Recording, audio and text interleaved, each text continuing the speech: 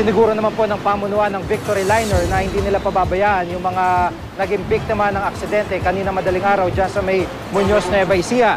Ayon po sa pamunuan ng Victory, labis silang nalulungkot sa pangyari. Nagsasagawa na raw sila ng sariling investigasyon para mabigyan linaw ito. Pero gate ng Victory Liner, di sila nagkulang ng paalala sa kanilang mga driver at konduktor bago pa man bumiyahe.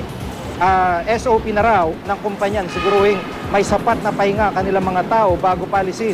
Relievo din daw ang driver at konduktor sa pagmamaneho nila sa biyaheng di lalagpas ng 13 oras. Hati talaga sila po doon sa pahinga.